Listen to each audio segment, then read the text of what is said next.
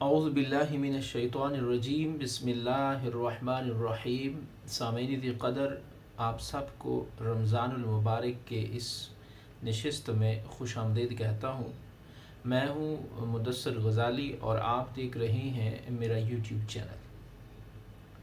رمضان المبارک میں ایک انتہائی امپورٹنٹ ایلیمنٹ جو ہے وہ افطاری کا ہے، اور اس حوالے سے کافی ساری غلط فہمیاں بھی موجود ہیں معاشرے کے اندر۔ کچھ لوگ جلد افطاری کرنے کے حامی نظر آتے ہیں تو کچھ لوگ تاخیر سے افطاری کرتے ہیں۔ تاخیر میں بھی دو صورتیں ہوتی ہیں، کچھ لوگ کام کاج میں مصروف ہوتے ہیں اور ان کی توجہ غروب آفتاب کے ساتھ، یا یوں کہہ لیں نماز مغرب کے لیے جو اذان دی جاتی ہے افطار کے ٹائم پہ، تو ان کی طرف زیادہ توجہ نہیں ہوتی اور کام کاج میں خود کو مشغول رکھتے ہیں اور لیٹ افطاری کرتے ہیں، اور کچھ جان بوجھ کے بھی لیٹ افطاری کرتے ہیں۔ تو آئیے دیکھتے ہیں کہ اسوہ حسنہ میں یا حضور نبی کریم علیہ الصلاۃ والسلام کے احادیث کی روشنی میں ہمیں کیا ہدایات ملتی ہیں۔ سامعین قدر، رمضان المبارک میں افطاری کرنے کی فضیلت بہت ہے۔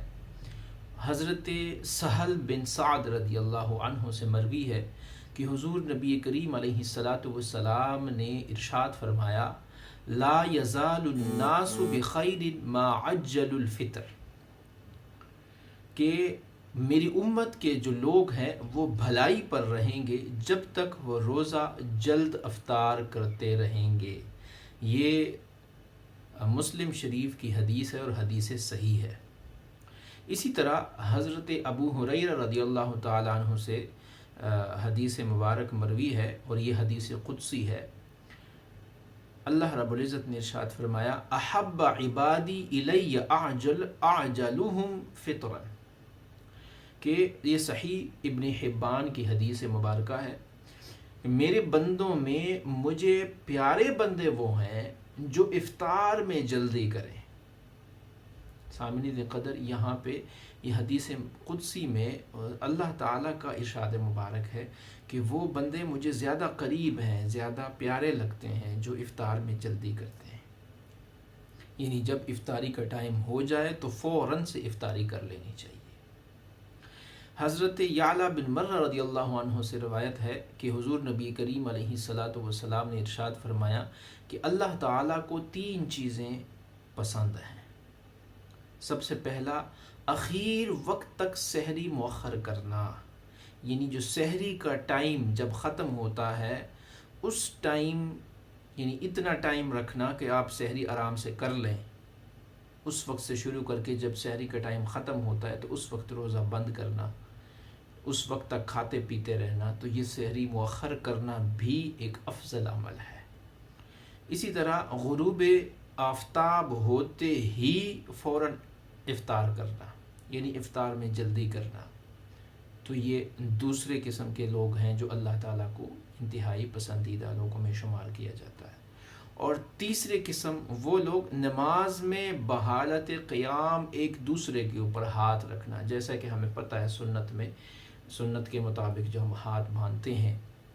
تو یہ تین قسم کے لوگ ہیں جو حضور علیہ الصلوۃ والسلام نے فرمایا کہ یہ اللہ تعالیٰ کے پسندیدہ لوگ ہیں۔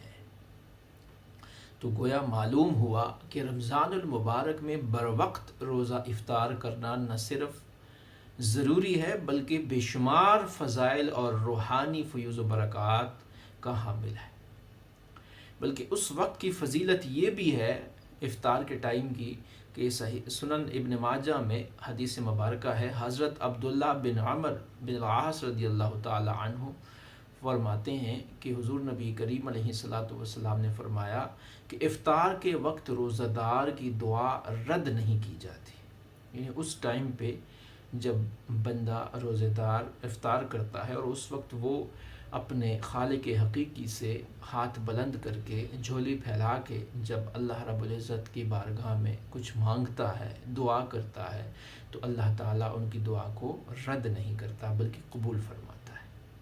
تو سامعین قدر، آج ہم اس نشست کو یہیں پہ ختم کرتے ہیں، اور اس سے ہمیں معلوم ہوتا ہے کہ افطار میں جلدی کرنا اور سحری کو سحری کے ٹائم تک یعنی آخر وقت تک مؤخر کرنا، اور نماز میں قیام کی حالت میں ہاتھ باندھنا. یہ تین قسم کے لوگ ایسے لوگ ہیں جو کہ اللہ رب العزت کے ہاں محبوب شمار کیے جاتے ہیں اور اللہ کے مقرب بندوں میں ان کا شمار کیا جاتا ہے. اللہ تعالیٰ سے دعا ہے کہ ہمیں سننے اور نیک عمل کرنے کی توفیق عطا فرمائے. وما علینا الا البلاغ.